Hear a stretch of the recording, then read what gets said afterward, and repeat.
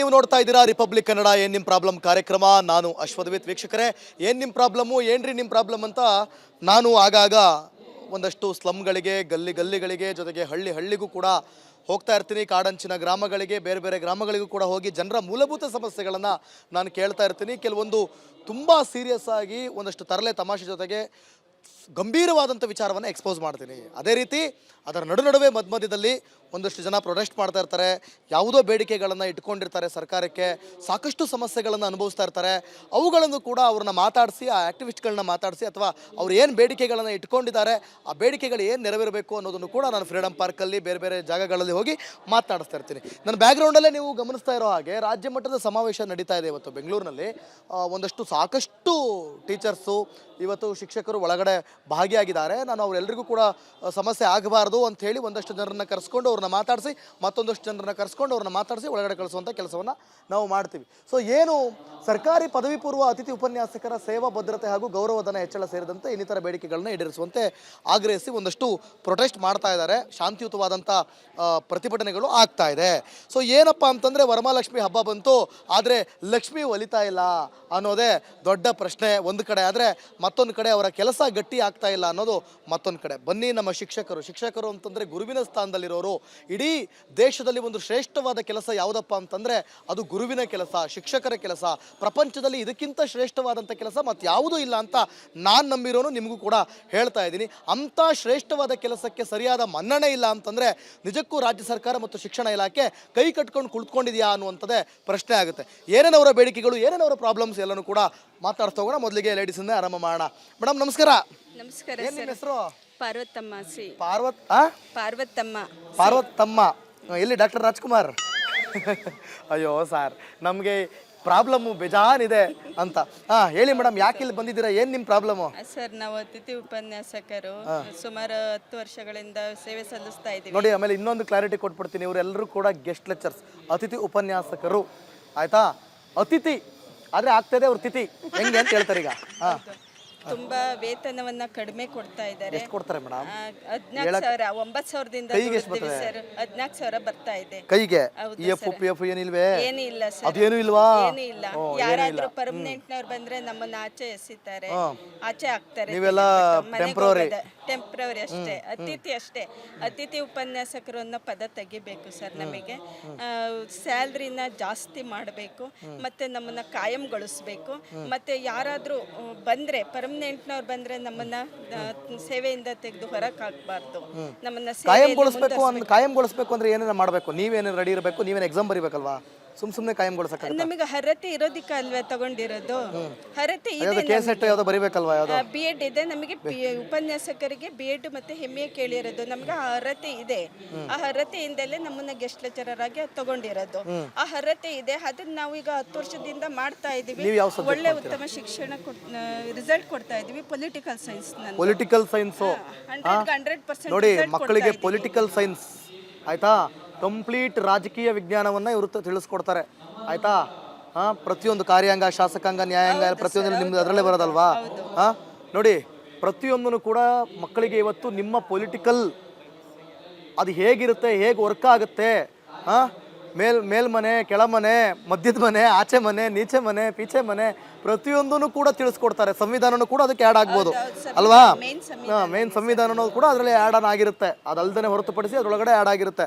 ಇವತ್ತು political science, ನಿಮ್ಮ ಹೆಸರೇನು? ಪಾರ್ವತಮ್ಮ, ಆಯಿತಾ? ಇವತ್ತು ಪಾರ್ವತಮ್ಮನವರು ಪೊಲಿಟಿಕಲ್ ಸೈನ್ಸ್ನ ಮಕ್ಕಳಿಗೆ, ವಿದ್ಯಾರ್ಥಿಗಳಿಗೆ ಅದನ್ನು ದಾನ ಮಾಡ್ತಾ ಇದ್ದಾರೆ. ಅಂಥವರಿಗೆ ನೀವು ಪಾಲಿಟಿಕ್ಸ್ ಮಾಡ್ಕೊಂಡು ಕೂತ್ಕೊಂಡಿದ್ದೀರಾ.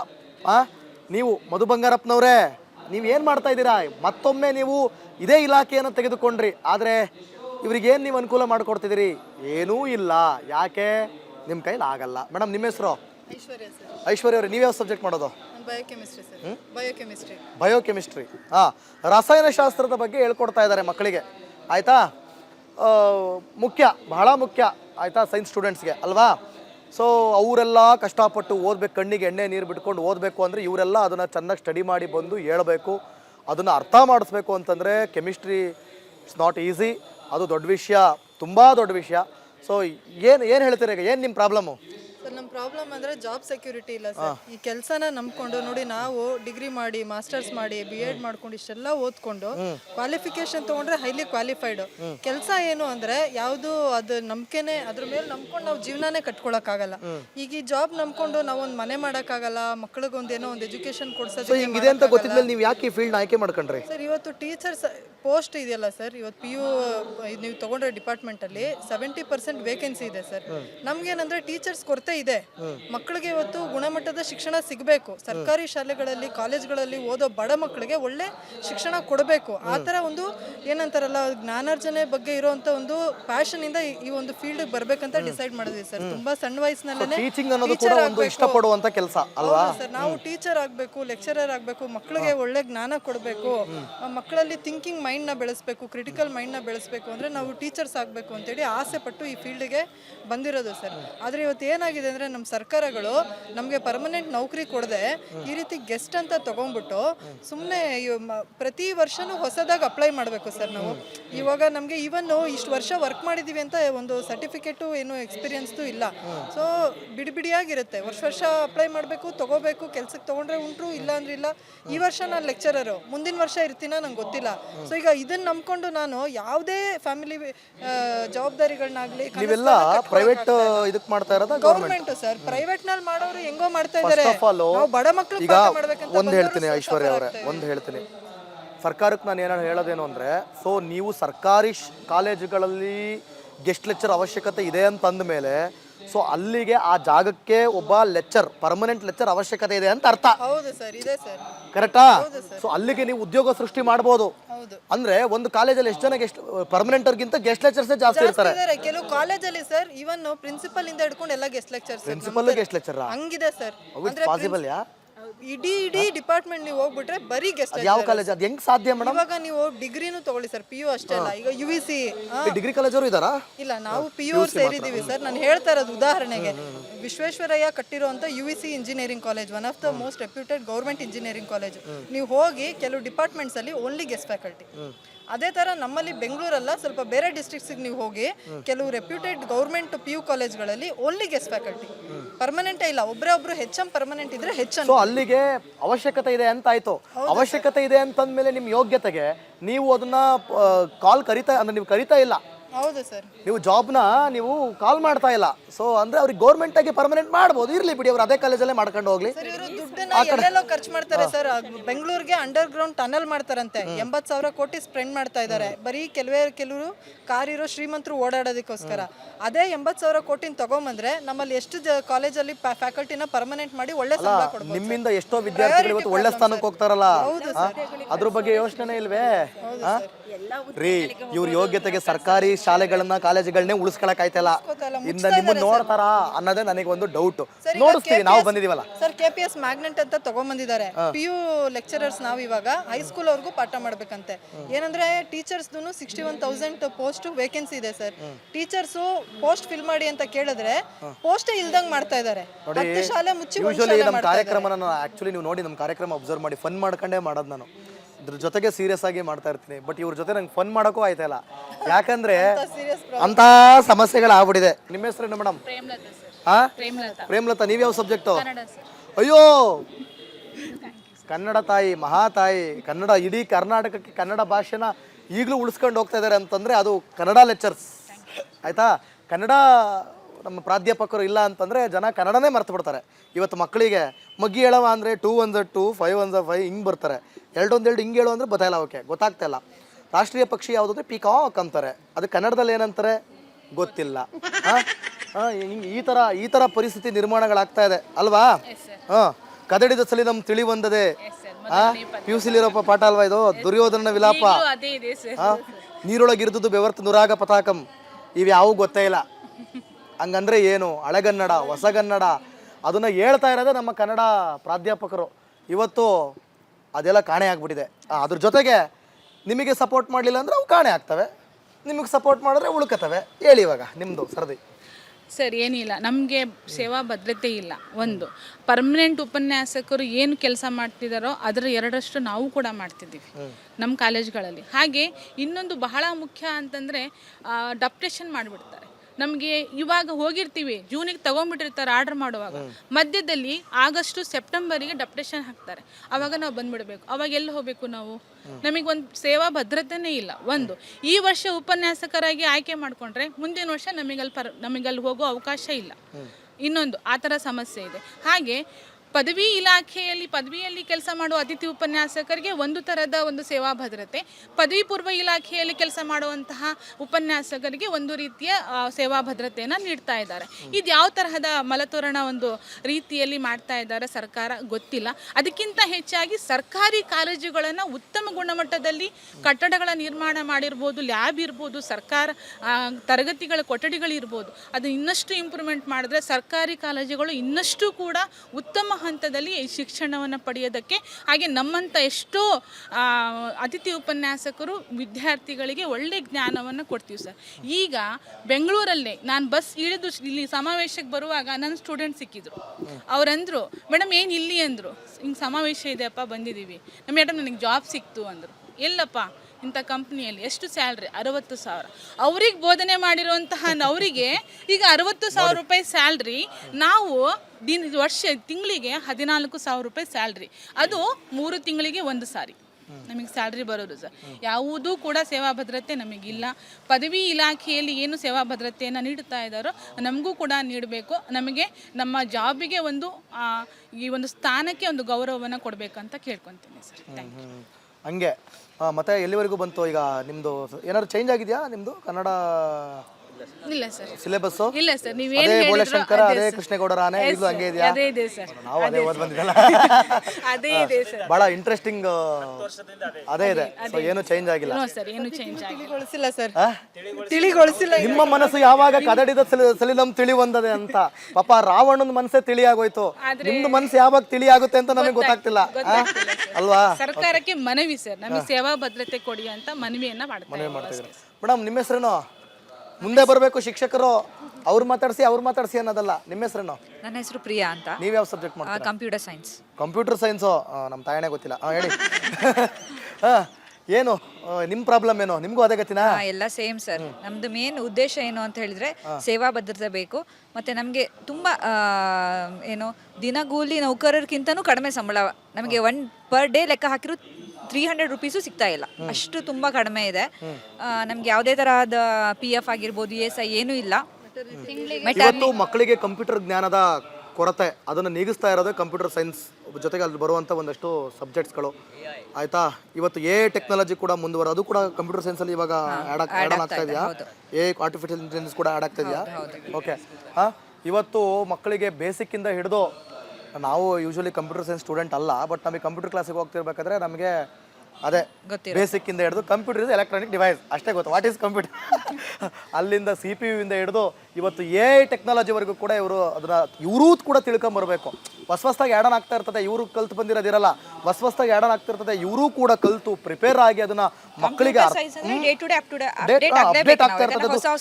ಈಗ ನೀವು ಅವ್ರ ಕನ್ನಡ ನೋಡಿ 10 ವರ್ಷದಿಂದ ಅದೇ ಸಬ್ಜೆಕ್ಟ್ ಅದನ್ನೇ ಹೇಳ್ತೀವಿ ನಾವು, ಆಲ್ರೆಡಿ ಅದನ್ನ ಎಲ್ಲ ತಿಳಿಸಿರ್ತೀವಿ, ಮತ್ತೆ ಬರ್ತೀವಿ ಅದೇ ಹೇಳ್ತೀವಿ. ಬಟ್ ಕಂಪ್ಯೂಟರ್ ಸೈನ್ಸ್ ಹಂಗಲ್ಲ, ಡೈಲಿ ಅಪ್ಡೇಟ್ ಆಗುವಂಥ ವಿಚಾರ ಅದು ಆಯ್ತಾ. ಪ್ರತಿಯೊಂದು ವರ್ಷಕ್ಕೊಂದು ಚೇಂಜ್ ಆಗ್ತಾ ಇರ್ತದೆ ಅಲ್ವಾ? ಮತ್ತೆ ನಾವು ಕಂಪ್ಯೂಟರ್ ಸೈನ್ಸ್ ಲೆಕ್ಚರರ್ ಅಂತ ನಮ್ಗೆ ಗೆಸ್ಟ್ ಫ್ಯಾಕಲ್ಟಿ ತಗೊಂಡಿದ್ದಾರೆ. ಅದನ್ನ ಬಿಟ್ಟು ಕಾಲೇಜಲ್ಲಿರೋ ಬೇರೆ ಕೆಲಸ ಮಾಡಿಸ್ತಾರೆ. ಅಂದ್ರೆ ಕಂಪ್ಯೂಟರ್ ಕಲ್ತಿದ್ದೀರಾ ನೀವು, ಉಳಿದೆಲ್ಲದೂ ಕೆಲಸ ಮಾಡಿ ಅಂತ. ನಾವು ಬೇರೆ ಏನಾದ್ರು ಪ್ರಾಬ್ಲಮ್ ಅಂದ್ರೆ ಸರ್ವರ್ ನಾವೇನು ಅಡ್ಮಿನಿಸ್ಟ್ರೇಷನ್ ವರ್ಕು ಮಾಡಬೇಕು. ಪ್ಲಸ್ ಏನು ನಾವೇನು ನೆಟ್ವರ್ಕಿಂಗ್ ಓದ್ಕೊಂಡು ಬಂದಿರಲ್ಲ, ನಾವು ಓದ್ಕೊಂಡಿರೋದು ಅಪ್ಲೈಡ್ ಸೈನ್ಸ್ ಅಲ್ಲಿ ಓದ್ಕೊಂಡ್ ಬಂದಿರ್ತೀವಿ. ನಾವು ಥಿಯರಿ ಪಾಠ ಮಾಡಕ್ ಬಂದಿರೋದು ಅದಲ್ಲ. ಎಕ್ಸ್ಟ್ರಾ ಕೆಲಸನೂ ಮಾಡಿ ನೀವು CPU ಬಿಚ್ಚಿ ಇನ್ನೇನೋ ವೈರ್ ಕಲೆಕ್ಷನ್ ಮಾಡಿ, ಅದೆಲ್ಲ ನಮ್ ಕೆಲಸ ಅಲ್ಲ. ಅದನ್ನು ಮಾಡ್ತಾರೆ. ಅಷ್ಟು ಮಾಡಿಸಿ ಅಂತಾರೆ. ಕೊಡ 14,000 ಸಂಬಳಕ್ಕೆ ನಾವು ಅಲ್ಲಿನೂ ಕೆಲಸ ಮಾಡಬಾರ್ದು ಅಂತ ಏನಲ್ಲ. ಆ ಪ್ರೀತಿ ವಿಶ್ವಾಸದಿಂದ ಮಾಡೋದು ಬೇರೆ. ಅದಕ್ಕೆ ತಕ್ಕನಾಗಿ ಏನು ಇಲ್ಲ ಅಂದ್ರೆ ಯಾವನ್ ಮಾಡ್ತಾನೆ ಗುರು, ಅಷ್ಟೆಲ್ಲ ಸೀನ್ ಇಲ್ಲ, ನಾವು ನೋಡ್ಕೊಂಡು ಹೋದ್ರೆ ಸಾಕು ಅನ್ನೋ ಥರ ಆಗುತ್ತೆ. ಇರಲಿ. ಅದಾದಮೇಲೆ ನಿಮ್ಮ ಡಿಪಾರ್ಟ್ಮೆಂಟ್ ಹೆಂಗಿದೆ? ಬೇರೆಯವರೆಲ್ಲ ಏನು ಹೇಳ್ತಾರೆ? ಆ ಒಂದು ನಿಮ್ಮ ಕಂಪ್ಯೂಟರ್ ಸೈನ್ಸ್ ಲೆಕ್ಚರ್ಸ್, ನಿಮ್ಮದೇ ಒಂದು ಡಿಪಾರ್ಟ್ಮೆಂಟ್, ನಿಮ್ಮದೇ ಒಂದು ಇದಿರುತ್ತಲ್ಲ, ನಿಮ್ಮದೇ ಒಂದು ಸಬ್ಜೆಕ್ಟಲ್ಲಿ ಬೇರೆ ಟೀಚರ್ಸ್ಗಳು ಅಥವಾ ನಿಮ್ಮ ಕಾಂಟ್ಯಾಕ್ಟ್ಸಲ್ಲಿ ಅವ್ರಿಗೆಲ್ಲ ಹಂಗೆ ಗತಿನಾ? ಅದೇ ಗತಿನಾ? ಎಲ್ಲರಿಗೂ ಸೇಮ್. ಪ್ರೈವೇಟ್ ಕಾಲೇಜಲ್ಲಿ ಜಾಸ್ತಿನಾ? ಪ್ರೈವೇಟ್ ಕಾಲೇಜಲ್ಲಿ ತುಂಬಾನೇ ಜಾಸ್ತಿ. ಫೀಸೇ ಅವರು ಲಕ್ಷಗಟ್ಟಲೆ ಕಟ್ಕೊಂಡು ಹೋಗ್ತಿದ್ದಾರೆ ಅಂತ ಹೇಳಿದ್ರೆ ಏನು ಇಲ್ಲ ಸರ್. ಪ್ರೈವೇಟ್ ಕಾಲೇಜಲ್ಲಿ ಫೀಸೇ ಲಕ್ಷಗಟ್ಟಲೆ ಕಟ್ಕೊಂಡು ಹೋಗ್ತಾರೆ. ಹಾಗೆ ಟೀಚರ್ಸಿಗೂ ಲಕ್ಷಗಟ್ಟಲೆ ಪೇ ಮಾಡ್ತಾರೆ. ನಾವು ಅದೇ ಸೇಮ್ ನಾವು ಈ ಮಕ್ಕಳಿಗೆ ಹೇಳ್ಕೊಡ್ತೀವಿ. ಮಕ್ಕಳಿಗೆ ಟೀಚ್ ಮಾಡ್ತಾ ಇರೋದು ಇವರೆಲ್ಲ ನಾವೆಲ್ಲ ಗೌರ್ಮೆಂಟ್ ಶಾಲೆಯಲ್ಲೇ ಓದಿದ್ದು, ಗೌರ್ಮೆಂಟ್ ಕಾಲೇಜಲ್ಲೇ ಓದಿರೋದು. ಬಡವ್ರ ಮಕ್ಕಳಿಗೆ ಇವರು ಟೀಚ್ ಮಾಡ್ತಾ ಇದ್ದಾರೆ ಆಯ್ತಾ, ಅದು ಮುಖ್ಯ ಆಗುತ್ತೆ. ಲಕ್ಷಾಂತರ ಫೀಸ್ ಕಟ್ಕೊಂಡು ಬಿಡಿ, ಅದು ಬೇರೆ ಲೆಕ್ಕ. ನಾನು ಸಾಗರದಿಂದ ಬಂದಿರೋದು. ನಮ್ಮ ಸಾಗರದಲ್ಲಿ ಎಷ್ಟು ಪ್ರೈವೇಟ್ ಕಾಲೇಜ್ ಇದೆ? ಸಾಗರ ಶಿವಮೊಗ್ಗ ಸಾಗರ. ಟು ಬಿ ಫ್ರಾಂಕ್ ಅಂದ್ರೆ ನಮ್ದು ಗೌರ್ಮೆಂಟ್ ಕಾಲೇಜಲ್ಲಿ ಹೈಯೆಸ್ಟ್ ಮಕ್ಳಿರೋದು 2,000 3,000 ಇಡೀ ನಮ್ಮ ಕರ್ನಾಟಕದಲ್ಲೇ. ಗೌರ್ಮೆಂಟ್ PU ಕಾಲೇಜ್ ಎಲ್ಲಿ? ಸಾಗರದಲ್ಲಿ. ಅಲ್ಲೇ ಜಾಸ್ತಿ ಸ್ಟೂಡೆಂಟ್ಸ್ ಅಲ್ಲೇ ಜಾಸ್ತಿ ಇಡೀ ಕರ್ನಾಟಕದಲ್ಲಿ. ಸೊ ಅಂತ ಮಕ್ಕಳಿಗೆ ನಾವು ಟೀಚ್ ಮಾಡ್ತಿದೀವಿ. ಈಗ ನೀವು ಬೆಂಗಳೂರಿನವರಲ್ವಾ? ಬೇರೆ ಬೇರೆ ಕಡೆಯಿಂದ ಬಂದಿರೋರಾ? All over state. ಓ ಸೂಪರ್ ಸೂಪರ್ ಸೂಪರ್. ಓ ಕರೆಕ್ಟ್, ರಾಜ್ಯ ಮಟ್ಟದ ಸಮಾವೇಶ. ಹೇಳಿ ಮೇಡಮ್. ಶಿವಮೊಗ್ಗ ಬೇರೆ ಎಲ್ಲ ಕಡೆಯಿಂದ ಬಂದಿದ್ವಿ. ಸೊ ಈಗ ಇಲ್ಲೇ ನೀವು ಮುಖ ನೋಡ್ಕೊಂಡಿದ್ದು ಇವತ್ತು? ಹೌದು, ಫಸ್ಟ್ ಎಲ್ಲ ಪರಿಚಯ. Okay okay. ನೀವೆಲ್ಲ ಒಂದು ಗಟ್ಟಿ ಕಾಂಟ್ಯಾಕ್ಟ್ ಬಳಸ್ಕೊಂಡು ಹೋರಾಟದ ಯಶಸ್ಸುಗೊಳಿಸ್ಬೇಕು ನೀವೆಲ್ಲ. 6 ವರ್ಷದಿಂದ ಸರ್ ಕೋವಿಡ್ ಟೈಮಲ್ಲಿ ಈ ಒಂದು ಪ್ರಯತ್ನ ಶುರುವಾಗಿದ್ದು ಸರ್. ನಾವೆಲ್ಲ ಒಂದಾಗಬೇಕು ಅಂತ ಹೇಳಿ ಆನ್ಲೈನ್ ಮೀಟಿಂಗ್ಸ್ ಮಾಡ್ಕೊಂಡು ಆ ಟೈಮಲ್ಲಿ ತುಂಬಾ ಪಾಡ್ಪಟ್ವಿ ಸರ್. ಕೂಲಿ ಕಾರ್ಮಿಕರು ಒಂದಾಗ್ತೀರಾ, ಬಟ್ ಅವರೆಲ್ಲ ಒಂದಾಗಲ್ವಲ್ಲ. ಇವತ್ತು ಏನಾಗಿದೆ ಸರ್, ನಾವು ಅವಾಗಿಂದ ಶುರುವಾಗಿ ಈಗ ಒಂದು 6 ವರ್ಷದಿಂದ ಈ ಪ್ರಯತ್ನ ನಡೀತಾ ಇದೆ. ಈ ಹೋರಾಟದಿಂದ ಸಣ್ಣದ್ದು ಕೆಲವೆಲ್ಲ ಇವ್ಯಾಲ್ಯೂಯೇಷನ್ ರೈಟ್ಸು, ಈ ಥರ ಕೆಲವು ಇನ್ವಿಜಿಲೇಷನ್ಗೆ ಹೋಗೋದು, ಇಂಥವೆಲ್ಲ ಕೆಲವೆಲ್ಲ ಆಗಿದೆ ಸರ್. ತುಂಬಾ ಆಗೋದಿದೆ. ನಾವು ಸಣ್ಣ ಪುಟ್ಟದ್ ನಿಮ್ಮ ಹತ್ರ ಹೇಳ್ತಾನೆ ಇಲ್ಲ. ನಮಗೆ ಅಂತ ಸ್ಟಾಫ್ ರೂಮ್ ಇರಲ್ಲ, ನಮಗೆ ಕೂತ್ಕೊಳ್ಳೋ ಕೊಡಲ್ಲ. ನಮ್ಮನ್ನ ಯಾವ ರೀತಿ ಟ್ರೀಟ್ ಮಾಡ್ತಾರೆ ಅಂತ ಹೇಳಿದ್ರೆ, ನಮಗೆ ಆ ಥರ ನಮ್ಮನ್ನ ನೋಡಿದ ತಕ್ಷಣ ನೀವಾ ಬನ್ನಿ ಗೆಸ್ಟ್, ಲೈಕ್ ನಾವ್ ಆಸ್ ಇಫ್ ಬಂದು ಅವ್ರಿಗೆ ಮನೇಲೇನೋ ಕಾಫಿ ಕೇಳಬೇಕು, ನೀವು ಈ ಭೂಮಿ ಮೇಲೆ ಪರ್ಮನೆಂಟಾ ಅಂತ. ಅಷ್ಟು ನಮ್ಮನ್ನ ತುಂಬಾ ಲೋ ಆಗಿ ಟ್ರೀಟ್ ಮಾಡ್ತಾರೆ ಸರ್. ಆಸ್ ನಾವು ಇದಕ್ಕೆಲ್ಲ ನೇರ ಹೊಣೆ ಸರ್ಕಾರ ಏನ್ ಮಾಡ್ತಿದೆ ಸರ್? ಸೇವಾ ಭದ್ರತೆ ಒದಗಿಸಲಿಲ್ಲ ಅಂದ್ರೆ ಒಂದು ನಿಮಿಷ ಸರ್, ಬರ್ತೀನಿ. ಇಲ್ಲಿ ಬಂದಾಗ ಮಾತ್ರ ಮಾತಾಡ್ಬೇಕು, ಸುಮ್ಮನೆ ಮಾತಾಡಿ ಕೇಳಲ್ಲ ಅದು. ನಿಮ್ಮ ಹೆಸರು ಮೇಡಮ್? ಅರ್ಚನಾ ಅಂತ. ಅರ್ಚನಾ ಅವರೇ, ಮಾಡಿ ಅರ್ಚನೆ ಮಾಡಿ ಸರ್ಕಾರಕ್ಕೆ. ನಮ್ಮ ಒಂದು ಅತಿಥಿ ಉಪನ್ಯಾಸಕರಿಗೆ ಸೇವಾ ಭದ್ರತೆ ಒದಗಿಸಲೇಬೇಕು. ಇಲ್ಲ ಅಂತಂದ್ರೆ ತುಂಬಾ ಕಷ್ಟ ಆಗುತ್ತೆ. ನಾವೆಲ್ಲರೂ ಪರ್ಮನೆಂಟ್ ಲೆಕ್ಚರ್ಸ್ ಹೇಗೆ ಓದ್ಕೊಂಡಿರ್ತಾರೋ ಅಷ್ಟಕ್ಕಿಂತ ಹೆಚ್ಚಾಗಿ ಓದಿ ನಾವು ಟೀಚ್ ಮಾಡಿ ಬಿಸ್ನೆಸ್ ಸ್ಟಡೀಸ್ ಮಾಡ್ತಾ ಇದ್ವಿ. ವ್ಯವಹಾರ ಅಧ್ಯಯನ, ಬಿಸ್ನೆಸ್ ಸ್ಟಡೀಸ್, ಕಾಮರ್ಸು, ಅದರೊಳಗಡೆ ಕಾಮರ್ಸು ಎಲ್ಲ ಬರ್ತದೆ. ಹೇಳಿ. ಸೊ ಹಾಗಾಗಿ ನಮಗೆ ಒಂದು ಸೇವಾ ಭದ್ರತೆ ಬೇಕೇ ಬೇಕು. ಸೊ ಅತಿಥಿ ಉಪನ್ಯಾಸಕರು ಅತಿಥಿ ಅನ್ನೋದನ್ನು ತೆಗಿಬೇಕು. ಅವರು ನಮ್ಮನ್ನು ಪರ್ಮನೆಂಟ್ ಲೆಕ್ಚರ್ಸನ್ನು ಹೇಗೆ ಟ್ರೀಟ್ ಮಾಡ್ತಾರೋ ಆ ಥರ ಮಾಡಬೇಕು ಅನ್ನೋದು ನಮ್ಮದು ಉದ್ದೇಶ ಸರ್. ಓಕೆ. ಬಿಸ್ನೆಸ್ ಸ್ಟಡೀಸ್ ಅಂದರೆ ಕನ್ನಡದಲ್ಲಿ ವಾಣಿಜ್ಯ ಶಾಸ್ತ್ರ ಅಲ್ವಾ? ಓಕೆ. ಫುಲ್ ಥಿಯರಿ ಇರುತ್ತೆ. ಥಿಯರಿ ಇರುತ್ತೆ. ಅದೇ ವ್ಯವಹಾರ ಅಧ್ಯಯನ, ಕಂಪ್ಲೀಟ್ ಆಗಿ ವ್ಯವಹಾರ ಅಧ್ಯಯನ ಮಾಡ್ತಿರ್ತೀರಿ. ಹೇಳಿ ಮೇಡಮ್. ಈಗ ಮಕ್ಕಳಿಗೆ ಬಿಸ್ನೆಸ್ ಸ್ಟಡೀಸ್ ಅಂದರೆ ನಾವು ಲೈಫಲ್ಲಿ ನಾವು ಆಯ್ಕೆ ಮಾಡ್ಕೋಬೇಕಾಗಿರೋದು ಬಿಸ್ನೆಸ್ಸಾ ಜಾಬಾ? ಬಿಸ್ನೆಸ್ ಮಾಡಿದ್ರೆ, ವ್ಯವಹಾರ ಮಾಡಿದ್ರೆ ಹೆಂಗೆ, ಯಾವ ಥರ, ಅದಕ್ಕೆ ರೂಲ್ಸ್ಗಳೇನು, ಅದ್ರ ಲಾ, ಅದ್ರಲ್ಲಿ ಬರುವಂಥ ಕಂಪ್ನಿ ಲಾಸ್ ಅದು ಇರುತ್ತಲ್ವ, ಅದರಲ್ಲಿ ಎಲ್ಲ ಇರುತ್ತೆ. ಸೊ ಅದನ್ನು ಮಕ್ಕಳಿಗೆ ಟೀಚ್ ಮಾಡ್ತಾ ಇದ್ದಾರೆ. ನಮಗೆ ಅವಾಗಿಂದ ಸಿಕ್ಕಿದ್ರು, ಕನ್ನಡ ಟೀಚರ್ ಸಿಕ್ಕಿದ್ರು, ಆಮೇಲೆ ಕೆಮಿಸ್ಟ್ರಿ ಸಿಕ್ಕಿದ್ರು, ಆಮೇಲೆ ಕಂಪ್ಯೂಟರ್ ಸೈನ್ಸ್ ಸಿಕ್ಕಿದ್ರು, ಮತ್ತು ನೀವು ಯಾವುದು ಮೇಡಮ್? Political science. ನೋಡಿ ನಿಮ್ಮ ಗುಣಗಾನ ಮಾಡ್ತಾ ಇದ್ದೀನಲ್ಲ, ಅವರು ಸಿಕ್ಕಿದ್ರು ಆಯಿತಾ. ಎಲ್ಲರೂ ಎಲ್ಲ ಥರನೂ ಮಕ್ಕಳಿಗೆ ತಿಳಿಸ್ಕೊಡ್ತಾ ಇದ್ದಾರೆ. ಆದರೆ ಅವರಿಗೆ ಸೇವಾ ಭದ್ರತೆ ಇಲ್ಲ. ಆಮೇಲೆ ಕರೆಕ್ಟ್ ಮಂತ್ಲಿ ಸ್ಯಾಲ್ರಿ ನಮಗೆ ಸಿಗ್ತಾ ಇಲ್ಲ. 3 ಮಂತ್ಸಿಗೆ 2 ಮಂತ್ಸಿಗೆ ಸಿಗುತ್ತೆ. ಅದು 1 ತಿಂಗಳದಷ್ಟೇ ಸ್ಯಾಲ್ರಿ ಕೊಡ್ತಾರೆ. ಅದು ಯಾವುದಕ್ಕೂ ನಮಗೆ ಸಾಕಾಗೋದಿಲ್ಲ. ಹಾಗಾಗಿ ನಮಗೆ ಪ್ರತಿ ತಿಂಗಳು ಸಂಬಳ ಕರೆಕ್ಟಾಗಿ ಬರಬೇಕು. ನಮಗೆ ಹೆಚ್ಚಳ ಮಾಡಲೇಬೇಕು, ಸಂಬಳವನ್ನು ಮಾಡಲೇಬೇಕು. ಮಾಡ್ತಾರೆ ತಗೊಳ್ಳಿ. ವಾಶ್ರೂಮ್ ಫೆಸಿಲಿಟಿ ಇಲ್ಲ ಸರ್. ಲೇಡೀಸ್ಗೂ ವಾಶ್ರೂಮ್ ಫೆಸಿಲಿಟಿ ಗೌರ್ಮೆಂಟ್ ಕಾಲೇಜ್ಗಳಲ್ಲಿ, PU ಕಾಲೇಜ್ಗಳಲ್ಲಿ ಬೇರೆ ಸಮಸ್ಯೆಗಳು ಹೇಳಬೇಕು ಅದ್ರ ಜೊತೆಗೆ. ಪರ್ಮನೆಂಟ್ ಫ್ಯಾಕಲ್ಟಿಗಳಿಗೆ ಬಳಸೋದನ್ನ ನಾವು ಬಳಸಂಗಿಲ್ಲ. ಗೆಸ್ಟ್ ಫ್ಯಾಕಲ್ಟಿಗಳು ಒಂದು ಟೇಬಲ್ ಇರಲ್ಲ, ಒಂದು ಚೇರ್ ಇರೋದಿಲ್ಲ. ಅದೇನದು ಹಂಗೆ ಸರ್. ಆಮೇಲೆ ಸ್ಪೆಷಲ್ ಹಂಗೆ ಸರ್. ಮಕ್ಕಳಿಗೆ ಅಂತೂ ಇಲ್ವೇ ಇಲ್ಲ ಬಿಡಿ, ಟೀಚರ್ಸ್ಗೂ ಇಲ್ಲ. ಜೊತೆಗೆ ಮೆಟರ್ನಿಟಿ ಲೀವ್ ಇಲ್ಲ ಸರ್. ಹೆಣ್ಮಕ್ಳು ಇವಾಗ ಪ್ರೆಗ್ನೆಂಟ್ ವಿಮೆನ್ 9th ಮಂತಲ್ಲೂ ಹೋಗ್ಬೇಕು. ಡೆಲಿವರಿ ಆಗಿರುತ್ತೆ ಅನ್ಕೊಳ್ಳಿ ಸರ್. ಇವಾಗ ಏನಂದ್ರೆ ಜೂನ್ ಮಂತಲ್ಲಿ ಆ ಮಗು 1 ತಿಂಗಳಲ್ಲಿ 1 ವಾರದಲ್ಲಿ ನಾವು ಹೋಗ್ಬೇಕು. ಟೀಚರ್ಸ್ಗಳು ನಿಮ್ಮನ್ನ ಅವ್ರ ಇಲ್ದಾಗ ಬಳಸ್ಕೊಳ್ಳೋದು ಈ ಥರ ಎಲ್ಲ ಮಾಡ್ತಾರಾ? ಡಬಲ್ ವರ್ಕ್ ಸರ್ ನಮಗೆ. ಅವ್ರ ಕೆಲಸನೂ ನಾವೇ ಮಾಡಬೇಕು ಅಂತ ಹೇಳಿದ್ರೆ ಅವ್ರ ಕ್ಲಾಸು ನಾವು ತಗೊಳ್ಬೇಕು, ನಮ್ಮ ಕ್ಲಾಸ್ ಅಲ್ಲದೆ ಅವ್ರ ಕ್ಲಾಸು ನಾವು ತಗೊಳ್ಬೇಕು. ಅದೇ ಅವರು ನಾವು ಬಂದಿಲ್ಲ ಅಂದ್ರೆ ಅವ್ರು ನಮ್ಮ ಕ್ಲಾಸನ್ನು ತಗೊಳ್ಳಲ್ಲ. ನೋಡ್ರಾ, ಇದೆಲ್ಲ ರಾಜ್ಯದ ಜನತೆಗೆ ಗೊತ್ತಾಗಬೇಕು. ಅದಕ್ಕೆ ನಾವು ಬಂದಿದ್ದು. As the name says guest ಅಂತ ನಮ್ಮನ್ನು ಗೆಸ್ಟ್ ಅನ್ನೇ ಟ್ರೀಟ್ ಮಾಡ್ತಾರೆ. ಒಂದು ನೀವು ಮನೆಗೆ ಬರೋ ಗೆಸ್ಟ್ ಹಿಂಗ್ ಟ್ರೀಟ್ ಮಾಡ್ತೀರಾ? ಅಲ್ಲ, ಮನೆ ಬರೋ ಗೆಸ್ಟ್ ತರ ಹಂಗ್ ಟ್ರೀಟ್ ಮಾಡಲ್ಲ. ಅಪೋಸಿಟ್ ಟ್ರೀಟ್ ಮಾಡ್ತಾರೆ. ಗೆಸ್ಟ್ ನಿಮ್ಮನ್ನ ಕೂಲಿ ಆಳ್ ತರ ಟ್ರೀಟ್ ಮಾಡ್ತಾರೆ. ನೀವು ಉಲ್ಟಾ ಹೇಳ್ತಿದ್ದೀರಾ. ನೀವು ಗೆಸ್ಟ್ ಲೆಕ್ಚರ್ ತರ ಟ್ರೀಟ್ ಮಾಡ್ತಿಲ್ಲ. ಅತಿಥಿ ಮಾಡ್ತಾ ಇಲ್ಲ, ತಿಥಿ ಮಾಡ್ತಾ ಇದಾರೆ. ಮೇಡಮ್ ನಿಮ್ಮ ಹೆಸರೇನೋ? ಯಾವಾಗ ನೋಡ್ರೆ ಅವಾಗಿಂದ ನಗುಮುಖದ ಬಡತಿ. ಇಷ್ಟೆಲ್ಲ ಪ್ರಾಬ್ಲಮ್ ಆದ್ರೂ ನಗ್ತಾನೆ ಅವ್ರು. ಯಾರು? ಏನ್ ನಿಮ್ಮ ಹೆಸರು? ನಿಮ್ಮ ಹೆಸರು ದಕ್ಷಿಣ ಕನ್ನಡ ಅಂತ? ಅಮೃತ. ನಿಮ್ಮ ದಕ್ಷಿಣ ಕನ್ನಡದಿಂದ ಬಂದದ? ಅಲ್ಲಿ ಅವರ ಮಂಗಳೂರು. ಅಲ್ಲಿ ನಾನು ಸಾಹಿತಿ ಕೂಡ, ಹಳೆ ಅಂಗಡಿ. ನಾನು ಬುಕ್ಸ್ ಎಲ್ಲ ಬರ್ದಿದ್ದೇನೆ ಕೆಲವು. ಹೌದಾ? ನೀವು ಯಾವ ಸಬ್ಜೆಕ್ಟ್ ಮಾಡೋದು? ನಂದು ಇತಿಹಾಸ. ಇತಿಹಾಸವಾ? ಓ, ಇತಿಹಾಸದ ಪಿತಾಮಹ ಯಾರು ಹೇಳಿ? ಹೆರೋಡಟಸ್. ಬಸ್ ಸದ್ಯ ಹೇಳಿಲ್ಲ ಅಂದ್ರೆ ಗಾಬರಿ ಬಿಡ್ತೀನಿ ನಾನು, ಯಾಕಂದ್ರೆ ಕೇಳ್ಬಿಟ್ಟಪ್ಪ ಅಂದ್ರೆ ಸ್ವಲ್ಪ ಪಾಪ ಗೊತ್ತಿರುತ್ತೆ ಸಡನ್ ಆಗಿ ಹೇಳಿದಾಗ. ಸಾಹಿತಿ ಕೂಡ ಹಾಗೆ. ಮಂಗಳೂರಿನವರೆಲ್ಲ ಭಯಂಕರ ಸಾಹಿತಿ ಮಾರ್ರೆ ನೀವು. ಈಗ ಇತಿಹಾಸ ನೋಡಿ, ಭೂಗೋಳ ಯಾರಿದ್ದೀರಿ? ಜಿಯೋಗ್ರಫಿ ಇದಾರಾ? ಓಕೆ. ಕನ್ನಡ ಆಯ್ತು, ಇಂಗ್ಲೀಷ್ ಯಾರಿದ್ದಾರೆ? ಬರ್ತೀನಿ. ಕನ್ನಡ ಆಯ್ತು, ಆಮೇಲೆ ಪೊಲಿಟಿಕಲ್ ಸೈನ್ಸ್ ಆಯಿತು, ಕಂಪ್ಯೂಟರ್ ಸೈನ್ಸ್ ಆಯಿತು, ಕೊನೆಗೆ ಕೆಮಿಸ್ಟ್ರಿ ಆಯಿತು, ಈಗ ಇತಿಹಾಸದವರೆಗೂ ಬಂದುಬಿಟ್ಟಿದ್ದೀವಿ ಆಯಿತಾ. ಮಯೂರ ವರ್ಮ, ಮಯೂರ ಶರ್ಮನಾದದ್ದು ಹೇಗೆ ಇಂದ ಹಿಡಿದು ಅದು ಇದೆಯಾ? ಬ್ರಾಹ್ಮಣ ಕ್ಷತ್ರಿಯನಾದದ್ದು ಅದೇ ಮಯೂರ ವರ್ಮ. ಇಂದ ಹಿಡಿದು ಹಳೇ ನಮ್ಮ ಅದನ್ನ ಸ್ವಲ್ಪ ಹೇಳಿ. ವಿಷಯವಾರು ಸಮಸ್ಯೆ ಅವ್ರು ಮಾತಾಡ್ಸ್ಕೊತೀನಿ, ಅವ್ರನ್ನ ಅರ್ಧಂಬರ್ಧ ಆಗ್ಬಿಡ್ತಾರೆ ಪಾಪ, ಬೇಜಾರು ಮಾಡ್ತಾರೆ. ನಮ್ಮ ಮಂಗಳೂರಿನವ್ರು ಮತ್ತೆ ಬೇಜಾರು ಮಾಡ್ಕೊಳ್ಳೋದು ಜಾಸ್ತಿ. ಮೇಡಮ್ ಹೇಳಿ, ಎಂತ ನಿಮ್ಮ ಸಮಸ್ಯೆ? ಸಮಸ್ಯೆ ಇದೆ, ಸ್ಯಾಲ್ರಿ ಎಲ್ಲ ಒಂದೇ ಲೆಕ್ಕೆಲ್ಲ ಬೇರೆ ಬೇರೆ ರೀತಿ ಇದೆ. ಆರ್ಟಿಸಿ ಶಿಕ್ಷಕರಿಗೆ ಮತ್ತೆ ಇದು ಪರ್ಮನೆಂಟ್ ಲೆಕ್ಚರ್ಗೆ ಬೇರೆ ಬೇರೆ ರೀತಿ ಸ್ಯಾಲ್ರಿ ಇದೆ. ನಿಮಗೂ ಇತಿಹಾಸದ ಸ್ಯಾಲ್ರಿ ಕೊಡ್ತಾ ಇದ್ದಾರಾ? ಅಂದ್ರೆ ಮೀನ್ಸ್ ಹಳೆ ಕಾಲದಲ್ಲಿ ಕಮ್ಮಿ ಕೊಡ್ತಿದ್ರಲ್ಲ? ಸೇವಾ ಭದ್ರತೆ ಇಲ್ಲ, ಮತ್ತೆ ಅವರು ಡೆಪ್ಯುಟೇಷನ್ ಹಾಕಿದ್ರೆ ನಮಗೆ ಕೆಲಸ ಇಲ್ಲ, ನಮ್ಮನ್ನು ತೆಗ್ದಾಕ್ತಾರೆ. ಇಂಥದ್ದೆಲ್ಲ ನಡೀತಾ ಇದೆ. ಪಾಠ ಪ್ರವಚನದಲ್ಲಿ ಏನಾದರೂ ಬದಲಾವಣೆಗಳು ಕಂಡಿವೆಯೇ? ಇಲ್ಲ. ಮತ್ತೆ ಇತಿಹಾಸವನ್ನ ತಿರುಚಲಾಗುವಂತ ಪರಿಸ್ಥಿತಿಗಳೇನಾದ್ರೂ ಇದೆಯಾ? ಹಾಗೇನಿಲ್ಲ. ಮತ್ತೆ ಸೇವಾ ಭದ್ರತೆ ಕೂಡ ಕೊಡ್ಬೇಕು. ಹಾಗೆ ನಿಮಗೆ ಎಷ್ಟು ಸಂಬಳ? ಅದೇ 14. ಎಲ್ಲರಿಗೂ ಒಂದೇ ಸಂಬಳ ಫಿಕ್ಸ್ ಮಾಡ್ಬಿಟ್ಟಿದ್ದಾರೆ ಆಲ್ ಓವರ್ ಕರ್ನಾಟಕ.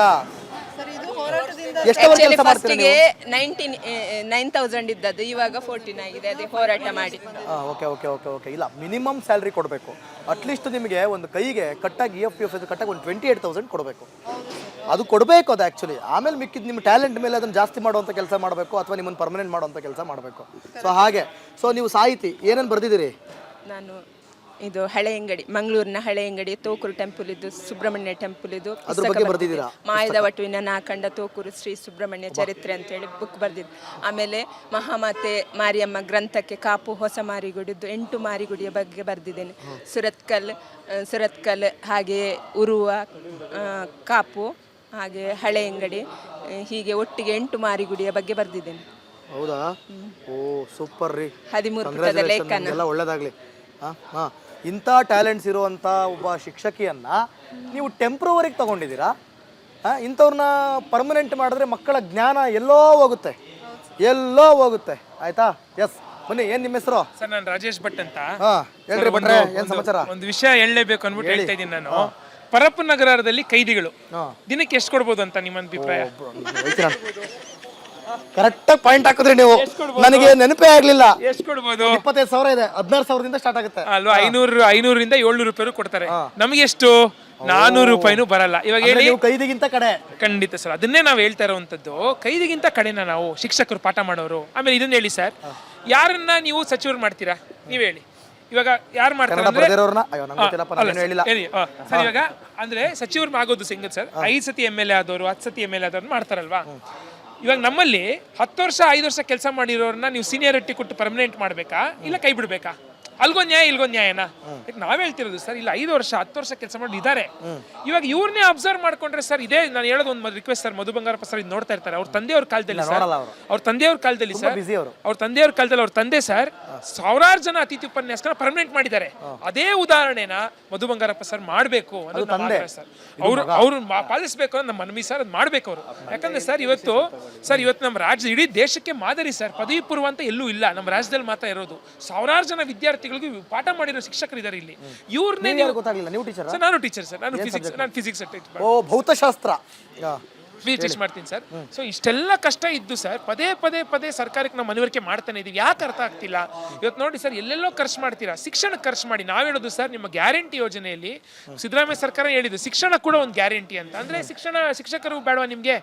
ನಾವು ಹೇಳೋದು ಸರ್, ಶಿಕ್ಷಕರು ನಿಮಗೆ ಗ್ಯಾರಂಟಿ ಆಗಬೇಕು. ನಮಗೆ ಒಳ್ಳೆ ಸ್ಯಾಲ್ರಿ ಕೊಟ್ರೆ ಸರ್ ಒಳ್ಳೆ ಶಿಕ್ಷಣ ಸಿಗುತ್ತೆ. 14,000ದಲ್ಲಿ ಏನ್ ಜೀವನ ಮಾಡೋದು ಸರ್? ಮಕ್ಕಳು ನೋಡೋದಾ? ಇಲ್ಲ ಏನ್ ನಮ್ಗೆ ಎಷ್ಟೋ ಕಡೆ ಸರ್ ಓಡಾಡೋ ಬಸ್ ಚಾರ್ಜೇ, ನೀವು ಹೇಳ್ತೀರಾ ಓಡಾಡೋ ಬಸ್ ಚಾರ್ಜ್ 5,000 ರೂಪಾಯಿ ಹೋಗ್ಬಿಡುತ್ತೆ. ನೀವು ಕೇಳ್ತೀರಾ ಮತ್ತೆ ಯಾಕೆ ಮಾಡ್ತೀರಾ ನಾವು ಅಂತ? ನಾವು ಬಹುಪಾಲ್ ಮಾಡ್ತೀವಿ. ಏನು ಗೊತ್ತಾ ಸರ್, ಮಕ್ಕಳು ಒಳ್ಳೇದಾಗ್ಲಿ, ಗ್ರಾಮೀಣ ಮಕ್ಕಳು ಒಳ್ಳೇದಾಗ್ಲಿ. ನಾವೆಲ್ಲ ಸರ್ಕಾರಿ ಶಾಲೆಯಲ್ಲಿ ಕಾಲೇಜ್ಗಳಲ್ಲಿ ಶಿಕ್ಷಣ ತಗೊಂಡು ಮತ್ತೆ ನಮ್ಮ ಮಕ್ಕಳಿಗೆ ಒಳ್ಳೆ ಶಿಕ್ಷಣ ಕೊಡ್ಲಿ ಅಂತ ನಾವೆಲ್ಲ ಇದನ್ನ ಮಾಡ್ತಾ ಇದೀವಿ.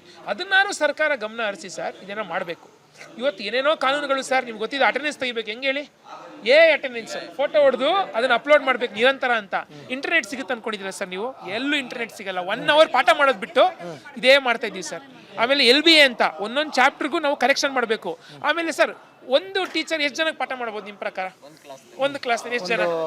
ಎಷ್ಟಂದ್ರೆ 80. ನಮ್ಮ ಸರ್ಕಾರಿ ನಿಯಮ ಏನಿದೆ ಗೊತ್ತಾ ಸರ್? ನಮ್ಮ ಪದವಿ ಪೂರ್ವ ನಿಯಮ 1:320 320 ಜನ ವಿದ್ಯಾರ್ಥಿಗಳಿಗೆ ಒಬ್ಬ ಟೀಚರ್ ಅಂತೆ. ಅವ್ರು 320 ವಿದ್ಯಾರ್ಥಿಗಳನ್ನ ಎಲ್ಲಿ ಕೂರಿಸ್ಕೊಳ್ಳೋದು? ಅದೇ ಸರ್, ಅದನ್ನೇ ನಾವು ಕೇಳ್ತಾ ಇದೀವಿ ಸರ್. ಒಂದು ಸೆಕ್ಷನ್ 60-70 ಜನ ಹಂಗ್ ಮಾಡಿ ಏನ್ ಮಾಡಿದ್ದಾರೆ, ದಾಖಲಾತಿನೇ ಬಿದ್ದೋಗ್ಬಿಟ್ಟಿದೆ ಇವತ್ತು. ನೀವು ಹಂಗ್ ಮಾಡಿದಾಗ ಅಷ್ಟು ಜನ ಸ್ಟೂಡೆಂಟ್ಸ್ ನ ಒಂದ್ ಕಡೆ ಒಟ್ಟಿನಲ್ಲಿ ಸರ್ಕಾರಿ ಶಾಲೆಗಳನ್ನ ಹೊಡಿತಾ ಇದಾರೆ. ಈಗ ಕಾಲೇಜುಗಳನ್ನು ಹೊಡೆದು ಅಥವಾ ಕಂಪ್ಲೀಟ್ಲಿ ಪ್ರೈವೇಟೈಸೇಷನ್ ಮಾಡೋ ಹುನ್ನಾರ. ಇವಾಗ ನೋಡಿ ಸರ್, ಟೀಚರ್ ಕೊಟ್ರೆ ಕುರಿ ದೊಡ್ಡಿ ಸರ್, ನಾವ್ ಹೇಳೋದೇನು ಗೊತ್ತಾ ಸರ್, ಟೀಚರ್ಸ್ ನ ನೀವು ಅಬ್ಸರ್ವ್ ಮಾಡ್ಕೊಂಡು ನೋಡಿ ಸರ್, ಇವತ್ತು ಕೂಡ 6,000 ಹುದ್ದೆಗಳು ಖಾಲಿ, 6,000 ಹೆಚ್ಚು ಹುದ್ದೆಗಳು ಖಾಲಿ ಇದೆ PU ಇಲಾಖೆಯಲ್ಲಿ. ಮನೆ ನೇಮಕಾತಿ ಇಲ್ಲ, 15,000 ನೋಡಕ್ ದೊಡ್ಡದಾಗಿದೆ.